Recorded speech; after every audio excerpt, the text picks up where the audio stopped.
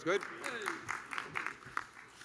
We had to curtail the morning, went a little over, but it was all really good stuff. So we're going to have a little time to go around for those that were wanting to speak or getting ready to speak, didn't get a chance. I want to make sure we give them a chance. I think Assemblymember Saladino is in the audience. I want to recognize him out there. I'm not sure if he's still here. He was in the back from Long Island, Joe Saladino, so I want to thank him for coming today. And a couple I know were lined up, and I want to just first call on Julie Suarez from Cornell. I was going to call on her earlier and give her a chance to make a few comments, and then I might call on a couple people and then open it up. Julie? Great, thank you so much. I really appreciate it. And on behalf of the College of Ag and Life Sciences as a land-grant institution in the state of New York, we really appreciate the partnership with the governor, yourself, the Department of Ag and Markets, and ESDC, and really the recognition along with our partners in the Senate and Assembly Ag committees of the critical linkages that exist between higher education and economic development.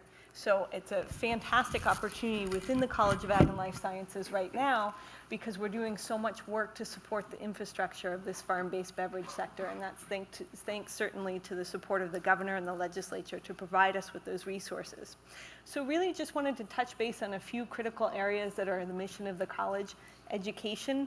Obviously, if we don't educate the next generation of entrepreneurs, farmers, and employees in this industry, we're not going to fail in keeping the growth trend going. We're also very keyed in on research and extension. So just a couple updates to share. We started a major in 2008, viticulture and enology. Since that time, we've had about 2 years really of graduating classes, and in that time, we've had 45 CALS trained, College of Agriculture and Life Sciences trained winemakers and viticulturalists that are now working in 45 New York State wineries. So we're really excited to see that linkage between our college and this critical and growing industry.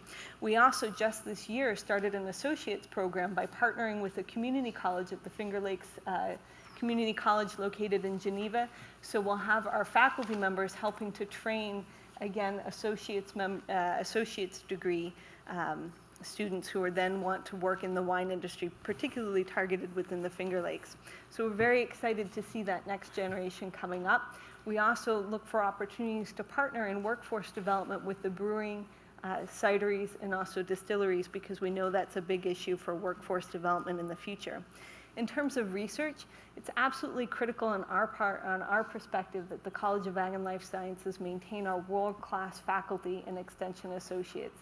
Just as a concrete example of the true partnership between research and economic development, this past year, work that was done by extension and researchers at Geneva saved grape growers between $9 to $12 million economic impact by making some recommendations on mechanical thinning for the grape harvest last year.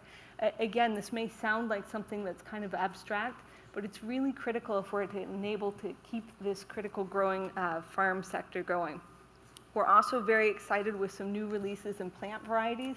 We just released 2 new grape varieties this year, one of which is targeted to meet the growing organic needs for an organic grape, so we're very excited about that.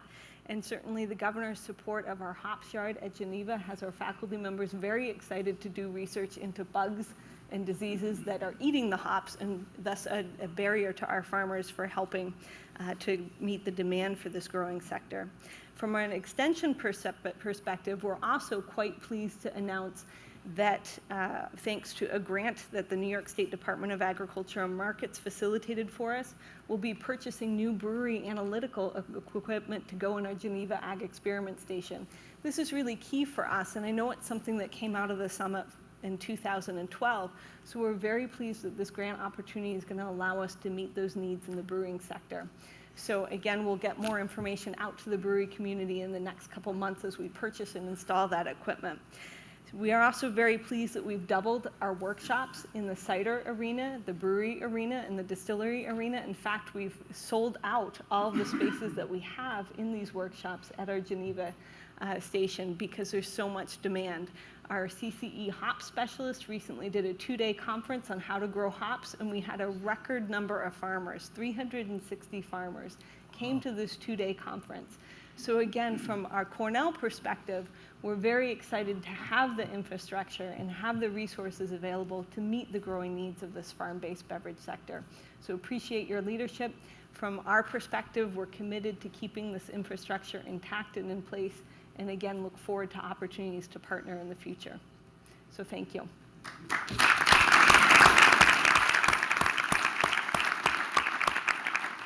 Call on Andy Goller from Anheuser-Busch and Goose Island for some comments. Great, thank you very much. We're very happy to be here to be part of this summit or meeting. We're also very happy to be part of New York's very vibrant and growing beer culture here in the state.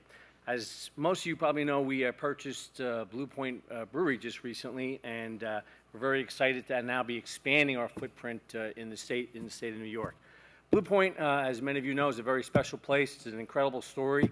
It's really started with the dream of two Long Island gentlemen, and the dream eventually evolved into an award-winning brewery selling exceptional beers not only in the Northeast, but down in Florida and in Michigan as well. So AB's purchase of Blue Point is really a logical extension of kind of our basic philosophy. You know, we are brewers, and we're dedicated to making the highest quality products. We're very passionate about our craft, and we're very dedicated to expanding our brands. So nothing personifies that more than what Mark and Pete and the employees of Blue Point have already accomplished. Of course, it's no coincidence that Blue Point grew up in New York. The Blue Point story, I think, embodies the creativity, the passion, the commitment, the excellence that defines New York, and this great state. New York is a leader in the craft segment, and I think our increased investment here is a testament to the governor's leadership and to your continued commitment, his team, your continued commitment to growing our industry in the state. So we're pleased to be expanding our footprint. While Blue Point's a product of the very vibrant and growing beer culture in New York, we obviously know about that vibrant culture because we've been here in a big way for over 30 years. We operate a brewery in Baldwinsville, New York, right outside of Syracuse, and that employs over 430 people. And although our production facility in Baldwinsville is a lot larger than the size of Blue Point, our brewmasters at Baldwinsville pay as much attention and time in focusing on crafting high-quality beers that our consumers have come to enjoy and to expect. The facility in Baldwinsville produces over 6 dozen different beer brands, including ciders and Shock Top, some Goose Island brands, Bass Ale, a new cider called Johnny Appleseed, Rolling Rock, and a number of other additional brands, including a new innovation that we had in 2013, which was very big for us, Bud Light Strawberryta, which is absolutely a huge growing brand for us. So in the process, we spend over $233 million on goods and services here in the state, and we employ over 1,300 people between our Baldwinsville and now our Patchogue Brewery, our can plant in New Windsor, our distributorship in the Bronx, and our corporate office in Manhattan. So New York has created a very strong business environment for us and for beer, and we're very, very, very proud to be part of that. But we do have one request, moving forward that we'd like you to look at. And as a New York brewer, we would like more guidance when conducting promotional events that are open to the general public or private events for our invited guests, including when we can provide product to our consumers. The State Liquor Authority has conducted a series of industry meetings to gather input and then provide guidance on what the SLA considers permissible when conducting these events, and we appreciate them taking on this very complicated issue and are wondering when we might expect final guidance and a document from the SLA that would help us in our event planning moving forward. But again, thank you very, very much for inviting us, and we're very honored to be here and participating in this great summit. Thank you. Very much. Thank you.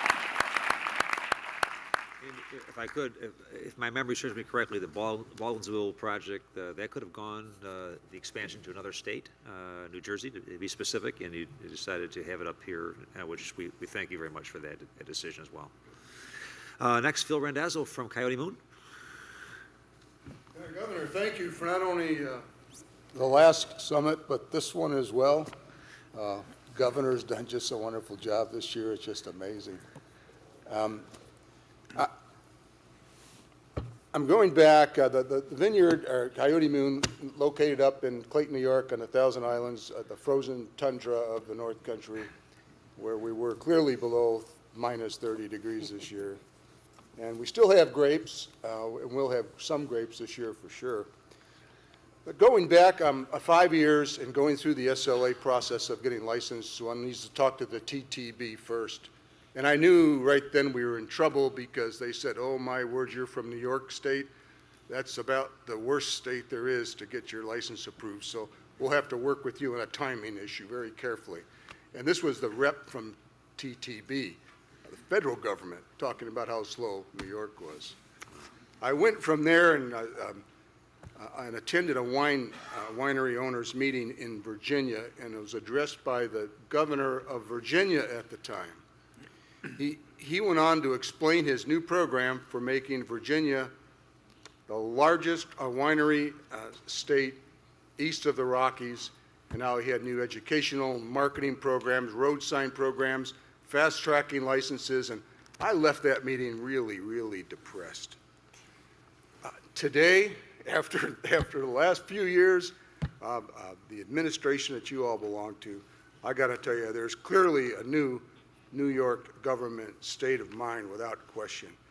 We're actually being treated like customers and with respect and courtesy. It's amazing the job that you've all done in such a short period of time. SLA hitting on all 8 cylinders. Wow, what a change. Empire State Development. This Sam Filler character, I'm telling you, he's awesome. The guy is just awesome. I mean, I don't know what you're making, Sam, but you can get a raise after this meeting, I'll tell you. Yeah, everybody's talking about it, and all of our... The change has been awesome. Look out. All I could say is after that talk with the governor of Virginia, look out, Virginia. New York is on the way out. The governor and his entire administration really ought to just get not just an ovation, but a standing ovation. And I think you guys really did a great job. Thank you, Rick. Thank you. Thank you.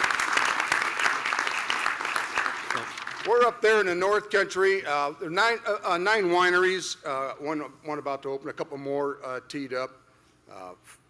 2 breweries now open, 2 more about to, 2 distilleries, another one right behind it. I mean, it's just going so fast we can hardly keep track.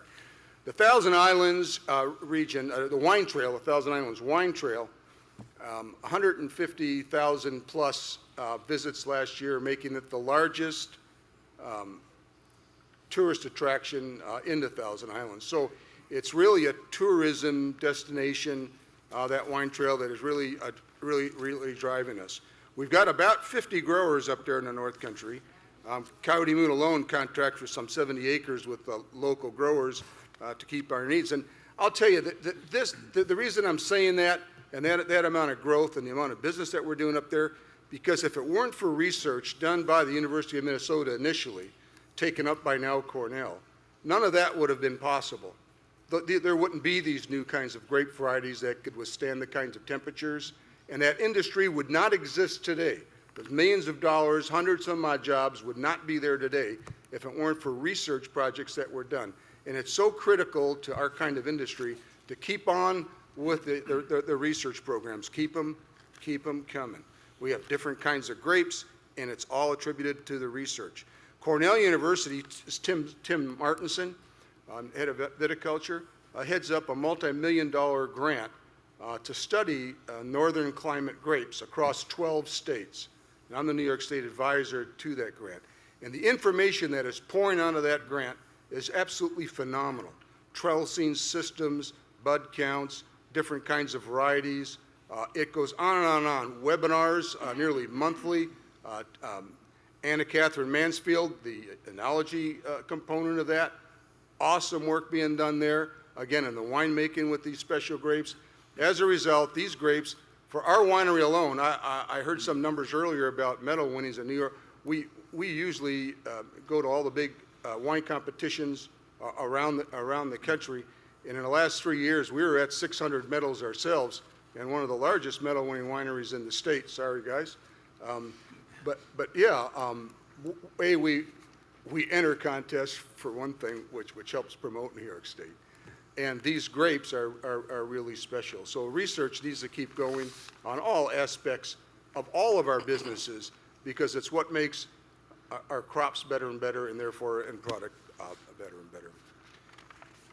There is a black ship on our north coast, however. and it's right on the St. Lawrence River, and there's a Chinese industrialist that's putting in a $100 million winery complex in Mallorytown with the express marketing purpose of capturing northeastern United States tourism, traffic, and marketing. And so this brings to life the problem of they've got a tax advantage in Canada that's incredible. You see, when an American goes to Canada and buys a bottle of wine, they pay for the bottle of wine, they bring it home, and there's usually no duty. When a Canadian comes to America and buys a bottle of wine, they get to pay for it twice. Once at the winery when they buy it, and the second time when they go through customs. There's some unfair trade practices that have existed since 1949 GATT, and then the World Trade Organization, and then the Free Trade Agreement when Reagan and Mulroney tried to get the wine thing scheduled out. I have a research attorney on staff that works with me that is dug up. It goes all the way back to Berkeley Law Journal 89, I believe, did a comprehensive study on the wine industry in Canada here and how tariffs affect that. I and some of us disagree with some conclusions that have recently come about. Schumer he was dealing with the Canadians on getting them into the TTP talks. I wanted to think it was it, well, it doesn't matter. Gary Dewar had agreed with Schumer to enter new talks with the Canadian government. It went by the wayside. I think we got him into the TTP talks, but they didn't keep their end of the bargain.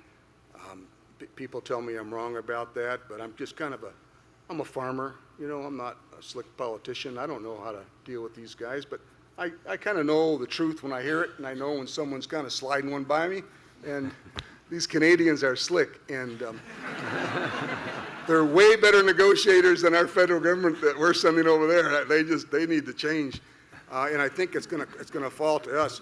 We're now forgetting about GATT, World Trade Organization, the FTA. I'm done with all that. I'm done with TTP talks.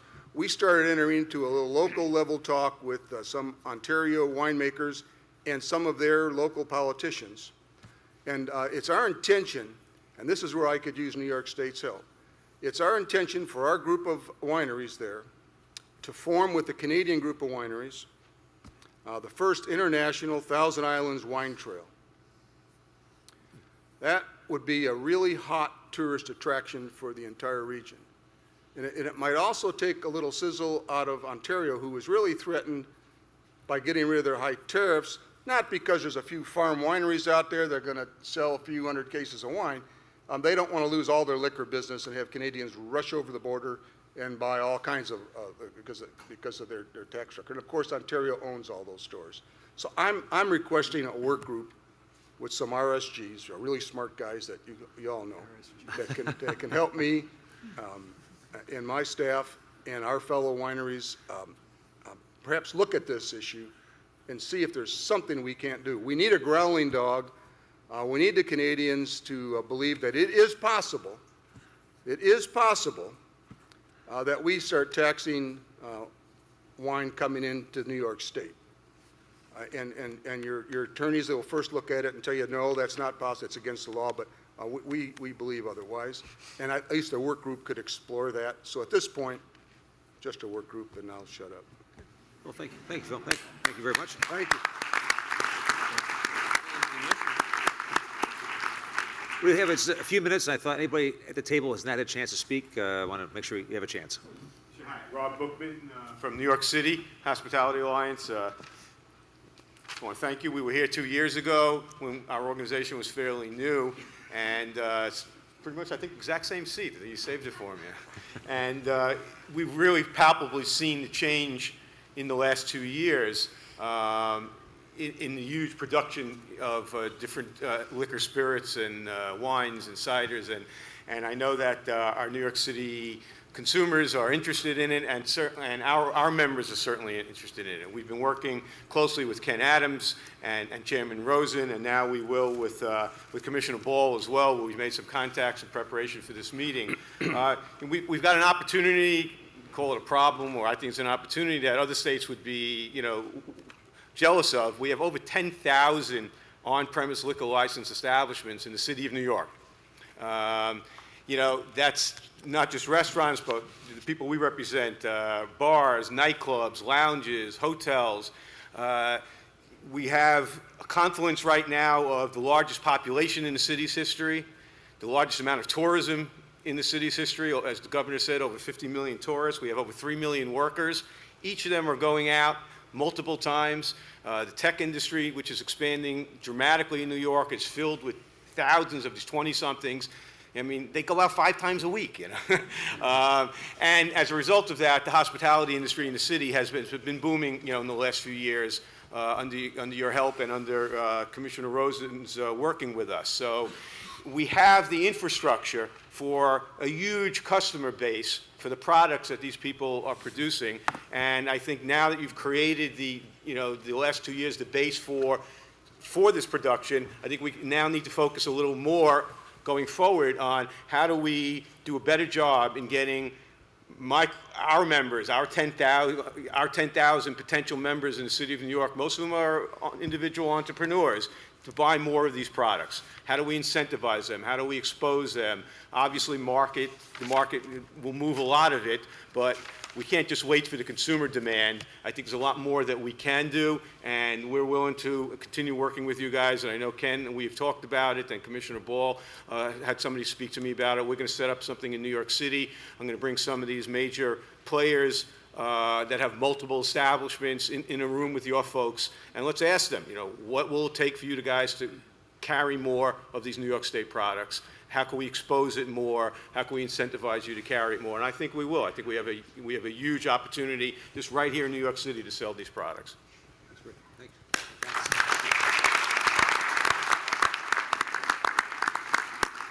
I can make just one comment just based on an issue you brought up about getting more people involved, and I want to give credit to Scott Osborne, owner of Fox Run Winery, at a meeting that we had last year. I think it was in Geneva. He had raised an issue about sometimes people complaining about the costs of New York State wines. It could apply to spirits and cider and beer as well.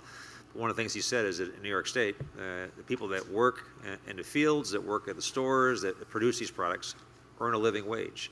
And some of their competitors from outside the U.S. Don't earn that, and maybe don't earn in a week what somebody would earn in an hour here in this state. So I think when people look at being socially responsible and trying to support efforts, sometimes that cost might be a little higher, but if you look at why that cost is higher, it's a lot of New Yorkers earning money and putting bread on the table and supporting their families based on what they're earning, and really across all 4 of these areas. So I think it's worth noting that. Maybe perhaps in our marketing, we could do a little more emphasis on that in the future. But I appreciate your comments very much coming from the hospitality industry. Anybody else want to speak before we? Yes, sir. Thank you, Lieutenant Governor, Commissioner, and all the distinguished guests here today. This is really an incredible gathering, and you all should be applauded for putting such an emphasis on our industry. I just want to start out by saying that Jim Treesize is a really humble guy, but he should get a whole lot of credit and recognition and applause for what he's done. Great.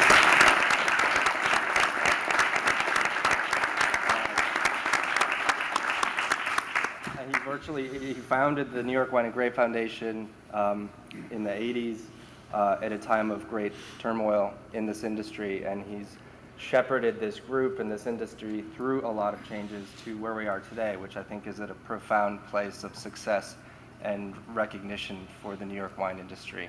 So thank you, Jim. And one of the culminating moments for us at Bedell Cellars, and also for a few wineries in the Finger Lakes that made a wine called Tierce Riesling, our Merlot at Bedell was served at President Obama's inaugural luncheon last year. And it was the first time that New York wines were served at a presidential inauguration. And Jim deserves some recognition for that, and also Senator Schumer for putting that together. So there's a commitment at a lot of different levels to New York wines. So thank you very much. And on that note, I would also just say that it's, I think, vital that we continue to fund the New York Wine and Grape Foundation, that it's strong, and it helps raise the level of our whole industry, both in terms of research and promotion every year. One specific example on Long Island, we were able to found an organization in 2012 called Long Island Sustainable Wine Growing, using in part grant money from the New York Wine and Grape Foundation, and we are now the first eastern really region east of the Mississippi River, or anywhere east of the West Coast, frankly, that has fully certified sustainable vineyards in operation. So again, that wouldn't have been possible without the support and funding from the state. Melissa mentioned earlier that local sourcing is huge among restaurants in New York City, and we all know that, and it's certainly a trend. You know, I've been living and breathing this for about 15 years, and it's amazing how many times, not so much anymore, but historically you would go into a restaurant in New York City, they'll have a chalkboard with the names of all the farmers that grew their carrots on their menu, and then you pull up the wine list and it's all Italian and French and California wines. And New York City happens to be the only major city in the world that doesn't actually drink its own local wines primarily. If you go to any place, Paris or San Francisco, anywhere around the world where you travel, the major restaurants and chefs of the world support their local wines. And we're getting a lot better at that here in New York, and it's due to the work and the hard work of a lot of people in this room, and it's only going to get better and better with time. One of the struggles for us is linking local food with local wine. So, there often is a disconnect between the local farming ingredients and restaurant menus and local wines.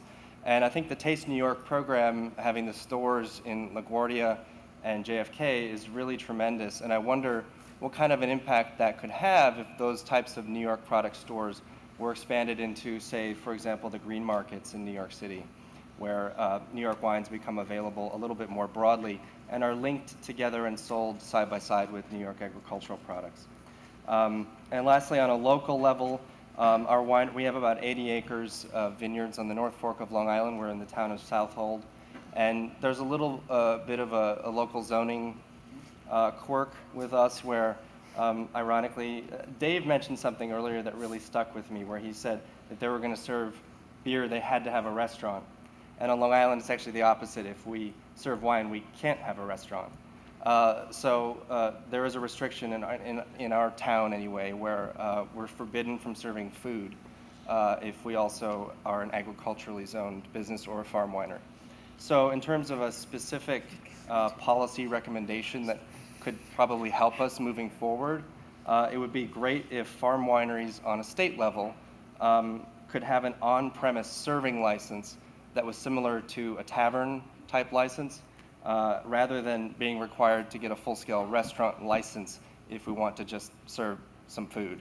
It might be sort of a specific policy recommendation that could really help us out in that way. And with that, I don't want to be left out of the party. I think every other person in this whole room has mentioned Sam Filler. So just so I'm not the only one that didn't mention Sam Filler, I'll say his name. So thanks, Sam. Anyway, thank you very much for your time and for putting this all together. Thanks, Trey. Thank you. Anybody? Yes, Sonia? I am the lucky gal that gets to work with the next and newest generation of cider makers. And they are such an exciting and passionate and dynamic group. We've been open for all of about 6 weeks, and we've already noticed that there are a couple of slight modifications in legislation that could be very helpful to us. Our forefather, John Adams, was onto something when he would go and have his steel pail filled up with cider every week. Every day. Our New York consumer has very wisely become a fan of the growler, and there's a smaller version called the growlette.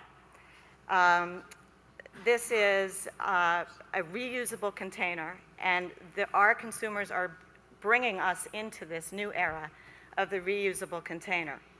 And we need to catch up quickly because we can't go to a farmer's market, a festival, or any other of our public events and serve that need, that demand of the consumer. We can't fill growlers in public places.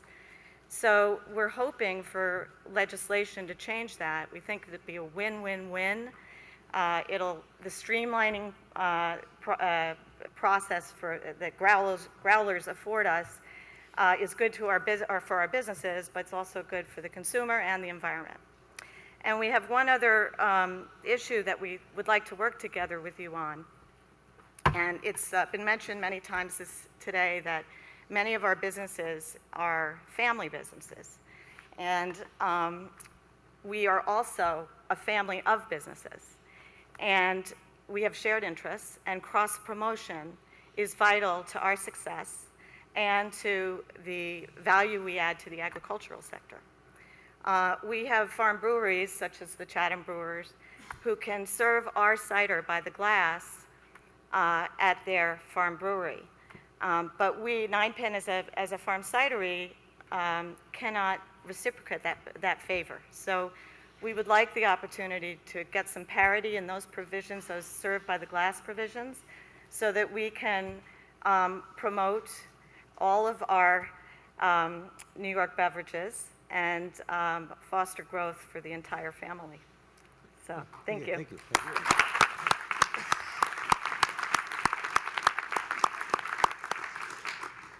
Before we move on to the next, anybody else before? Yes. Morning, Fraser with Farmhouse Malt. We are the first malt house since Prohibition in New York State, and we're a newly licensed farm brewery, which one of the cool things about that is next month we'll be opening our first branch office, which is something that's unique to the farm brewery license, and that's pretty cool. In 2009, we started home malting, and quickly thought that would be a great new business plan. And we spent the next 3 or 4 years pitching that idea to farmers all over. Any farmer we could find, we'd talk to and ask them if they'd grow barley for us, and everyone turned us down. And the main reason people told us that nobody grew barley in New York is because nobody grows barley in New York. No farmer wants to be the first one to do it. But within 2 weeks of the farm brewery license being passed, we finally had farmers calling us for a change. And that was good, and off our business got started, and we were doing really well. We have obviously way more people who want to buy our malt than we have barley available for them. That's a problem statewide, and so the bottleneck is with the farmers, and not that farmers are the bottleneck, but trying to get farmers to grow enough barley to supply all the breweries and distilleries in New York State is the biggest problem we have as a malt house, and the biggest problem that farm breweries and farm distilleries have is finding enough grain available in New York State. Because of that, we ask that the same way you freed up the farm beverage families, that you would free up some regulation and tax breaks for farmers as well who are growing hops and barley in New York State. Great. Thank you.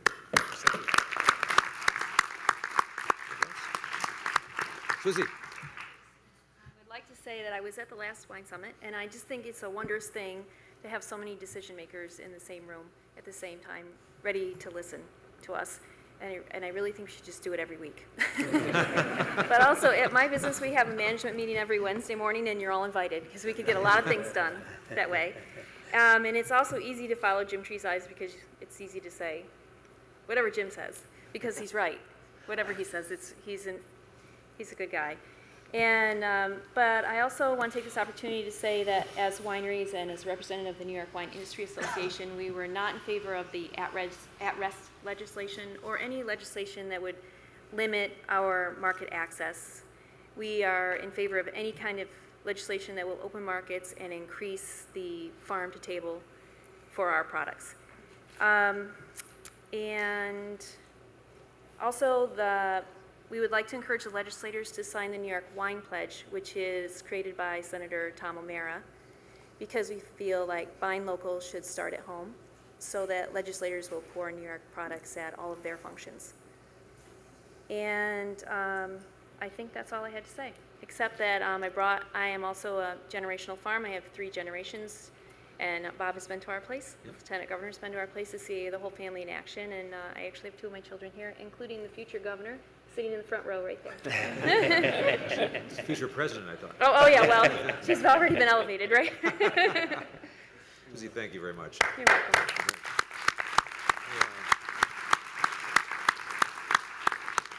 One of the great things about these summits, and we're going to get to the point right now, the first one, the governor did this, and the second one, he has done the same thing, is while you're having lunch, the whole object of this is to listen in the morning, get input before the summit, get input during the summit, and then people go to work on coming out with a list of actionable items to follow up on and announce, and today is no exception to that.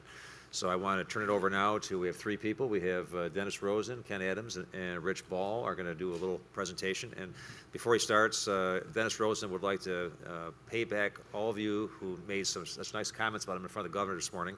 It was like a love fest here. And, you know, I would say from being in meetings around the state, it doesn't always happen. And I think what Dennis has done, and many of the state employees who are part of this process, not only with Rich and Ken, everybody, it's one thing I've seen being at Albany the last 3+ years. The governor has worked very hard to get the agencies across the state to work together, like you work together across industries and do it so well. He's trying to really model what you do and your success in government. And I think it's just a manifestation of what you're seeing happen. Is just these folks all talking, working together, and really focusing on customer service. So I want to turn it over to, I think Dennis is going to go first with a little presentation on what the changes will be following the summit. Dennis?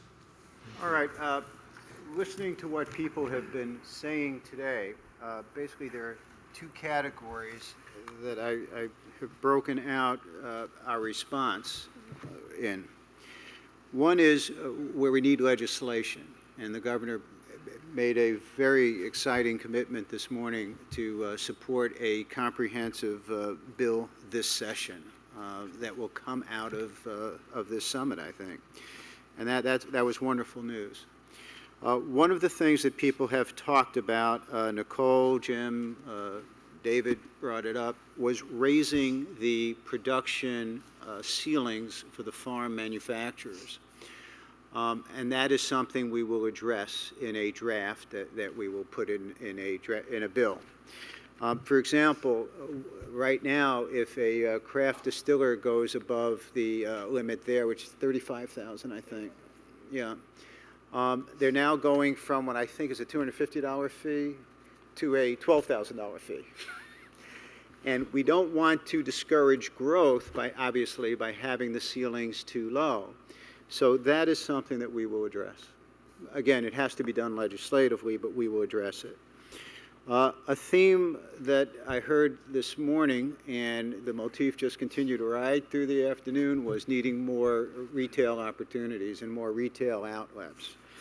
The word parity has come up out of more than one mouth today, and the idea that you have to have more opportunities to sell your product. So that's what I've got there under increased retail outlets for small producers. We will come up with something to address that. There was a conversation that we had the other day that with some industry people that aren't here today, but it's interesting. There was a comment by David in the same context, though, about direct shipping, at least by small producers of beer and cider, and we are going to look at that in a legislative format. And something that was a theme today that more than one person said, I can recall David and Bill, for example, talking about it, as well as some others. This whole thing of you get your license and you think you're ready to go, and then it's not so fast. Now you got to get this permit or that permit, and that costs more money, and it slows you down. And what we've been talking about in-house that we will codify again in a bill is we'll take, I think what we'll do is we'll take for example, the marketing permit, and we will just fold that into a license. So when you get your license, you get all of that with it. So,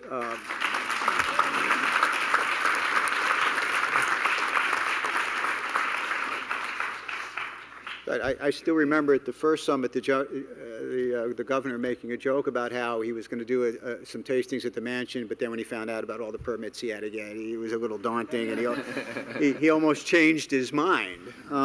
So we will address that. There are other things, too, that we've been thinking about. We've had conversations with many segments of the industry, and we'll continue to do that. But what I can promise you is that we will wrap it up, and we will have something to present this session very, very soon.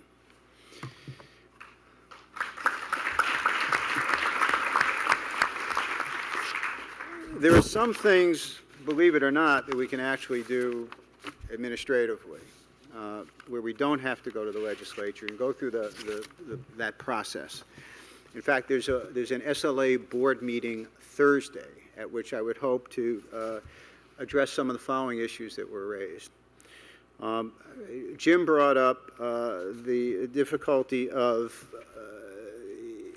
for example, a farm winery is going to a farmer's market. That winery has neighbors who'd like their product to be there, but maybe they can't go there, or the truck broke down. What's not allowed now is for one small producer to carry the products of other producers. That kind of collaboration has been prohibited.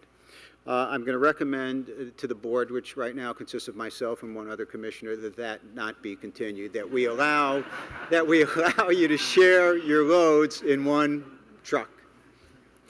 Along with that is a similar issue that's similarly counterintuitive too, which is when you do transport product, for example, generally you have to do it in a truck that has a copy of your license, so that it's clear that the truck is owned by the license, and that enables that truck to be used as something to transport the alcohol. You can't just put it in any vehicle. But if you've got two licenses, and again, we've encouraged that now by, after the last summit, changing the protocol so that you can have two licenses, for example, right at the same premises. So we've made that easier, and we're seeing more of that. But now the problem has been that you can't combine loads if they fall under different licenses. You have to have them shipped or transported differently. I'm going to propose that we change that you can put, if you have two licenses, if you have three licenses, you can put all the stuff in one load. So that will be something we'll look at Thursday. We proposed legislation last year, and the governor signed it, that simplifies the brand label registration process. And in fact, some people have mentioned how it increased the exemptions. The exemptions were extended for not having to pay any fee at all for distilled products, for example, and now certain small batches of cider.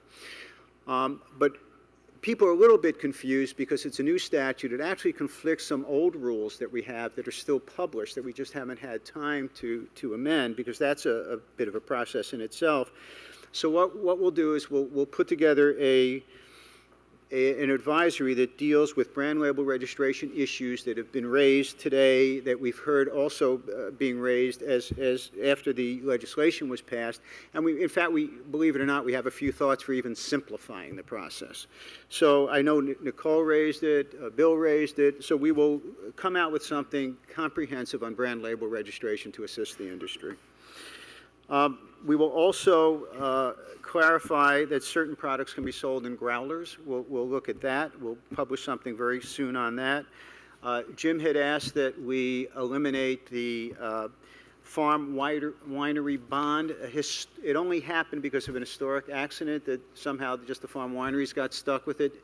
They were the first of the farm licenses to be legislated. That was in 1976. So at that time, every time there was a new license, automatically the SLA would slap a bonding requirement on it. The other farm licenses have come obviously much, much later when people looked at it and said, no, these are small operations, why burden them with that? So that will be proposed on Thursday, that we do away with the bonding requirement for farm wineries.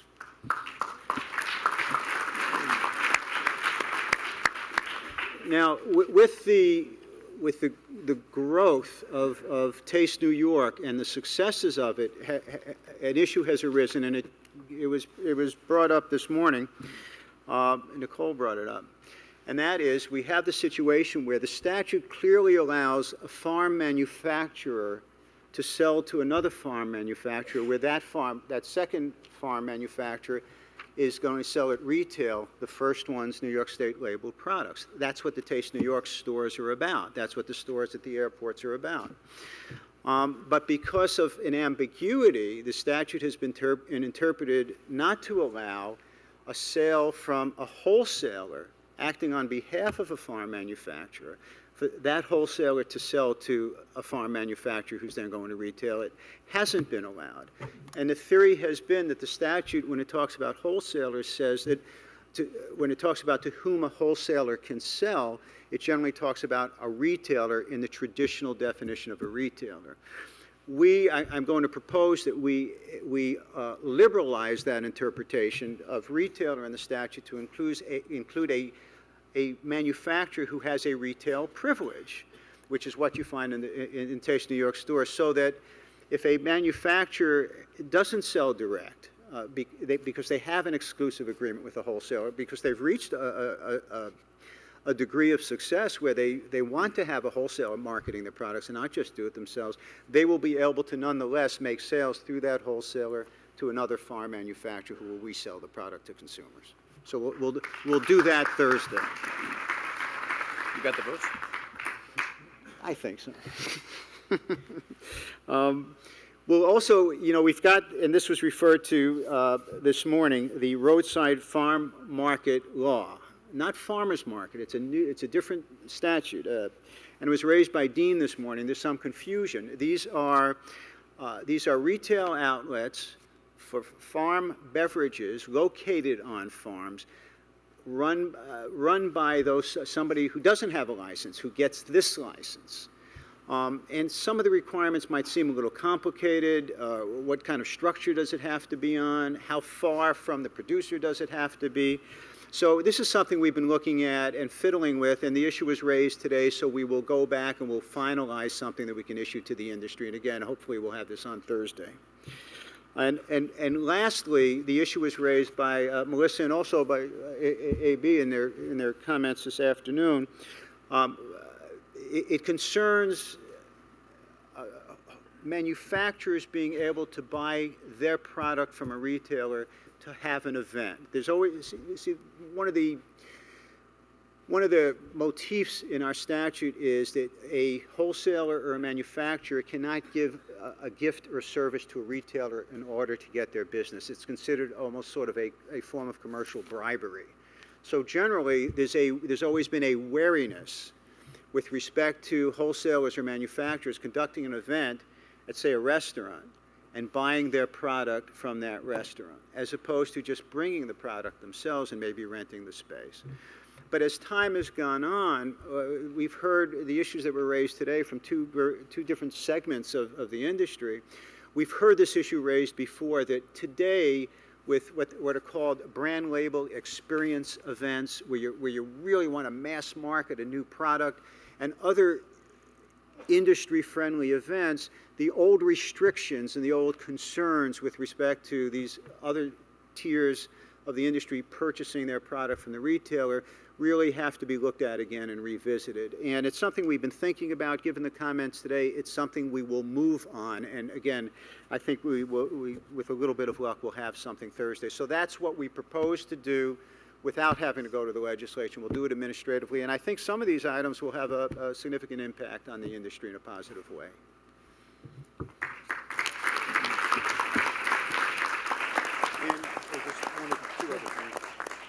And I just want to mention that with respect to the Department of Ag and Markets, they're going to, with respect to hops producers, they're going to eliminate there's a $400 food processing permit that has to do with pelletizing that is always applied to food processing. They will exempt hops processors from that obligation to pay that $400, given that they're in an industry now that needs to grow and needs to grow very, very rapidly. We've heard about that this morning. And also they will extend the exemption to the farm cideries. So the farm cideries don't have to pay that what they call 20C processing fee. And the Department of Tax and Finance has told us that they're going to come out with a couple of things that should be friendly. They will come out with an advisory explaining where at certain tastings the manufacturer does not have to pay a use tax, which generally people do now. They will explain what the exemptions are to that, and I think that should be helpful. And also there's a monthly filing that farm distillers are the only ones who still have to do with tax. The MT4, I see you're, Nicole is nodding vigorously and enthusiastically. That, they have told us they will issue a bulletin with respect to that, so that like the other farm manufacturers, you will now have to use your word parity, and you will not have to file it monthly, just do something annually. So I just wanted to throw that in. So thank you. Thank you. Thank you, Dennis. Let's hear it for Dennis Rosen. Absolutely. And more to come from Dennis and SLA, no doubt. I think most of you know that Empire State Development is, in effect, the sort of lead organization in state government for advertising and marketing and promotional initiatives, whether it's the Startup New York program I mentioned earlier, or all our kind of historic and iconic I Love New York advertising, lots of support for Taste New York, obviously. That's a lot of the work that we do, this promotion and marketing support. And many of you this morning made it clear that, I guess to be polite, the more that we could do in terms of resources in promotion and marketing support, the better. And the governor is keenly aware of this, and just in recent days has developed a new approach, which I want to share with you now. What we're going to do for the first time this year is introduce $4 million of advertising resources, coupled with $2 million from industry partnerships, for an overall marketing and promotional campaign with at least $6 million invested into it.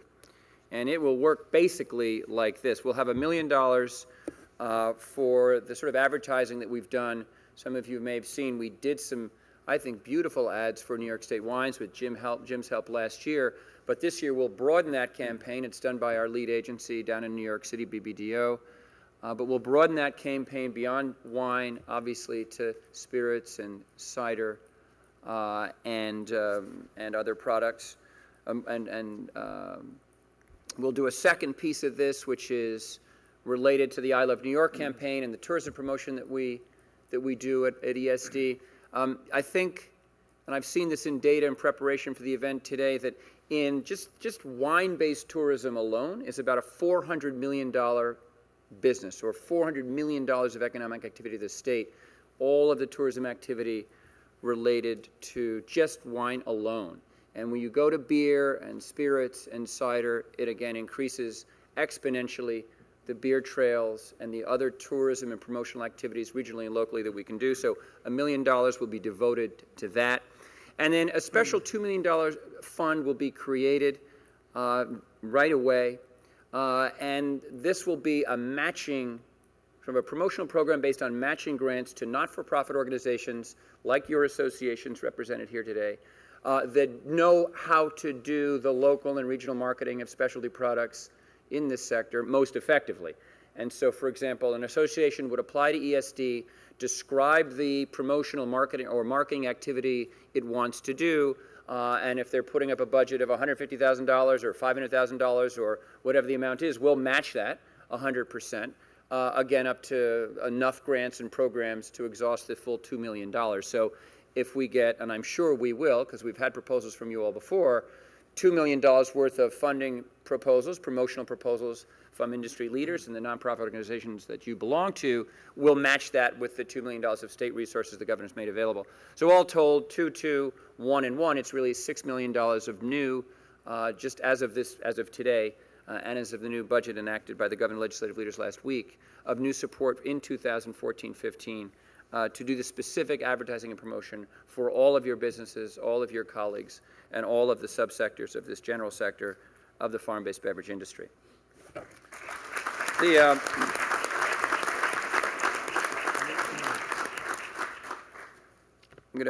going to go to the next slide to Commissioner Ball, and I'm going to come back and add a few more details to the marketing piece. We're going to trade back and forth here for a little bit, I think. Yep. That is really great news.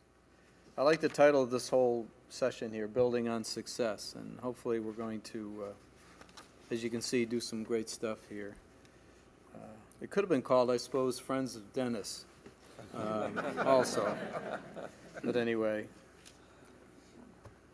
Innovative marketing strategy. Tom, first of all, we're going to partner with the Liquor Store Association to create Taste New York displays in stores statewide. People have come to us saying that they're having trouble finding New York products in liquor stores. We want to change that with signage, displays, and brand recognition. So we heard you. We're going to do that. And Taste New York will let us do all three. Talking with Melissa earlier today about the goal of restaurants, and our goal is to triple the number of New York State restaurants that are taking the Pride of New York pledge. I think we could do that in your neighborhood alone very easily, but we're going to go from 110 to over 300, so we're going to work on that too. We're going to launch the Taste New York Ambassadors Program to promote products and events with well-known New Yorkers, you'll know who they are, serving as ambassadors on behalf of New York's food and beverage industry. We're going to expand our partnership with FX Matt on the State Fair's home brew competition. And we're going to launch this year the first official New York State beer. And Nick Matt's going to help us do that. Our calendar of Taste New York events was put together this year with input directly from the farm-based beverage industry, including next week, when we're going to be at the Tribeca Film Festival. We're also going to continue to be at the Manhattan Cocktail Classic, Nicole, for sure. And all those events from the New York State Brewers Association, as well as Cider Week.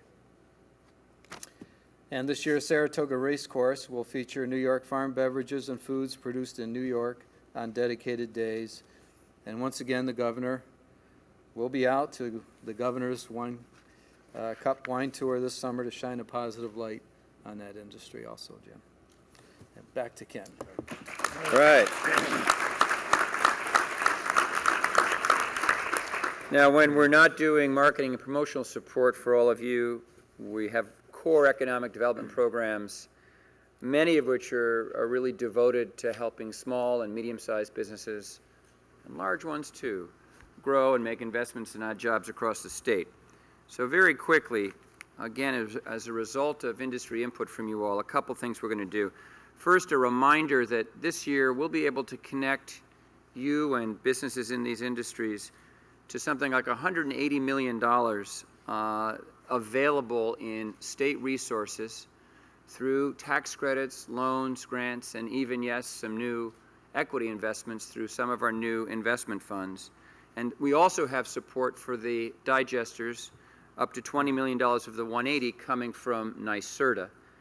And you know, there is, some of you are familiar with the CFA process. There'll be, again, as a result of the budget agreement reached last week, funding available through the regional councils that some of you participate in that process as well. Beyond those resources available to help your businesses grow, and again, contact ESD, my colleagues and me, if you have questions about any of these. We will try to do even more to assist you and many others with the one-stop shop, or as the governor calls it, the one-stop shop 2.0 as we go into phase 2 following today's summit. So, for example, we're going to have a new online marketplace to help connect farmers and growers to beverage producers so that, for example, you all as producers can have an easier time navigating possibilities for suppliers in the state, promoting, of course, always the connection between producers and grown in New York products for your beverages. We're going to make this sector a special sector in a new program, our Business New York Mentor Program, which links through a pretty sophisticated online database. It links small business development and entrepreneurs with experienced mentors in their industries and in their sectors for advice, for either sort of short-term assistance with a particular issue or long-term kind of mentoring relationships. And we're going to roll that program out this spring. And we're going to do more and more webinars on industry topics. I should also note, and it's not in the slide, that I kind of heard the comments about my friend and colleague Sam Filler. And it should be noted that, you know, Sam was recruited to state service by Governor Cuomo when the governor launched a program called the Empire Fellows Program. Sam is an Empire Fellow, in fact, in the original class of Empire Fellows. Now, that's a 2-year program, so a hush fell over the crowd when the commissioner said Sam's term as a fellow is coming to an end. However, the governor's appointment office recently approved our making Sam Filler a permanent employee of ESD. So there. I knew you. I got to get that off the table. Now, Finally, lots of comments by many of you all, and indeed the governor himself, on this connection to our growing and really incredible tourism economy. Tourism, fifth largest employer in the state, $70 billion of economic activity annually, as the governor pointed out. So we're going to launch some Taste New York buses. Some of you may recall the governor recently announced a series of I Ski New York buses to get basically New York City and downstate folks up to the Adirondacks and Gore and Whiteface and Bel Air to ski. Well, we're going to do the same thing by contracting with tour operators and wrapping buses and having promotional buses to take people from the city to wine and beer and cider and other great facilities all around the state. We'll introduce legislation to expedite the approval of a wine trail, that process to a 4 or 5 month process instead of a 1 to 2 year process. What does this mean? It actually means Commissioner Ball will, through this legislation, be granted the authority for his department, Agriculture and Markets, to designate wine and beer trails if an act of legislation isn't possible to do that. For example, when the legislature's out of session for the whole summer. So that should greatly expedite and make more efficient the process by which these great beer and wine trails are either extended or created. Also in the tourism realm, the ESD board will take action next week to allocate New York Works funding to renovate 16 rental cottages. This is in partnership with the New York State Department of Parks in Sampson State Park on beautiful Seneca Lake to support Finger Lakes wine trail tourism. People need a place to stay, and they could work out a great vacation and stay in these cottages and do the wine trails around Seneca Lake and beyond. So again, just a selection of some of the early ideas for more and more connections between our I Love New York tourism promotional efforts and efforts to develop your business, your markets, and your relationships with consumers from all across the state. Thank you. Now, Richard, we're going to go back. See what we're doing in the back. Back to you. But wait, there's more. But wait, there's more. Been speaking with a number of you here today, and actually for the last month we've been talking, and many of you guys are worried. It's early, but at the same time it's never too early to prepare. We're going to look at some things we can do to address the potential grape loss here. Obviously we'll work with federal and industry partners. We'll look for the finances and the assistance to help. Whatever we can do, we'll do that and facilitate that. We're going to look at the extent of the damage when it's known, and should the supply dictate, we have the ability to carefully and by variety allow wineries in the state to go outside the state to make sure they can still do business, and we'll do that. We stand ready to do that. But also with the new Farm Bill, we have an opportunity here on crop insurance to start a dialogue with USDA and RMA on crop insurance. Crop insurance has been kind of elusive, very hard to put together for certain crops. But we're going to look for better instruments for malting barley, hops, and grapes. And my last slide here, new opportunities for grower education and research. The farm-based beverage industry is an opportunity in and of itself, and for producers to get into the field and for existing producers to expand and diversify. And as such, we will invest in barley research and testing of this product. We'll fund, a hop scouting specialist that will provide the technical assistance to IPM, integrated pest management. In my mind, as a grower, IPM is common sense, and that's the world we live in today. We're going to do that. And we're also going to convene an industry group to assure the dialogue that is happening today continues for the future. If it's a good idea today, it'll still be a good idea tomorrow. So, thank you.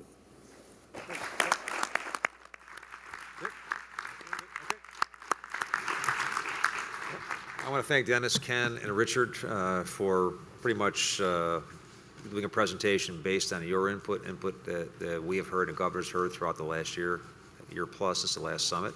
Appreciate their work and the work of all of their entities. We're coming to a close. I want to just thank everybody here at the table and also in the audience for taking time out of your very busy schedules, walking away from your jobs and your farms and your careers, your businesses for a day and being here. It's really important you did come here. It's really important for us to have a chance to listen to what you had to say. And I know there's some work done preemptively on this, but a lot of work was done today as well with some of the roundtable discussions and some of your feedback. So we just appreciate that. And as you saw in the first summit, the governor's goal is to build on success, and that's the whole, that's the tagline for today. But it really is true. He wants to take what we are learning and get better and better and better. And I think from some of the presentations, and I would say on behalf of the governor, we're very proud not only of you, your patients, your input, and your businesses, but also our state agencies have done a great job adapting to the new realities and making those changes. I want to close by thanking everyone here who has a business in our state for having that business. We know how important it is, and the money you put in. This is your livelihood. Your families are extraordinarily invested in this. And I don't think we thank people enough for spending their time and their money investing in the state, creating jobs, creating great economic opportunity for a lot of people. And the impact that you've had on the state has been profound in really all 4 industries here. So we want to thank you for that. It's not always been easy. Many of you depend on the weather, which is something the governor can't control, and no one can control here. But it's one of those things. It's a reality. And what you are doing, adapting this year, hopefully everybody's going to pull through and keep on growing and getting better and better. A comment was made earlier about a pledge by elected officials, which we certainly applaud. And one thing that I'm speaking to the choir on this, but maybe one message to get out to those that aren't here is I think everyone who goes to a restaurant or establishment across the state should ask for New York products. What's the New York wine list, the beer, spirits, cider? Ask for that. I've been to a few restaurants where they're almost embarrassed that they don't have that, and sometimes that's a good way to bring them back to the reality. Because aside from all the marketing and listening to Ken, all the great investments the governor's making in marketing and putting the message out, I think sometimes that word of mouth makes all the difference in the world, asking that question. And I do believe that with the work that's been done, we heard it from the hospitality industry and the Restaurant Association today, and we saw it in the governor's Cup tour last fall. There really is a connectivity happening with New York City and the rest of the state, which is a beautiful thing to see. And I think little by little, we're seeing great strides. And it's to me, the greatest city in the world, and so large, our largest population base we have in the state. And the more we can create business down there, the more it's going to impact everybody upstate. And we're seeing people do an awful lot of work trying to make that happen. So we appreciate that. We are now going to retire for the day, and we're going to go over to the mansion. The governor's hosting reception at his home. And I will tell you, not just today, I can't tell you the events that I've been at since coming in office at the mansion, and every single one we are at, you see nothing but New York State products. And you can catch them in the day. I don't care when you go. You are seeing, and I can assure you it's not being put on for today. This is what he does all the time and what he promotes. And just appreciate your time and your effort. The buses are going to be outside, and I know the governor's worked very hard with his team to make this a very special event at the mansion. We hope he can make it. It's his home. If you've not been there before, it's a great place to come and see great history there. But also a great opportunity to come and say thank you and have a little fellowship. So thanks for coming. We'll see you at the mansion. Thank you. Thank you.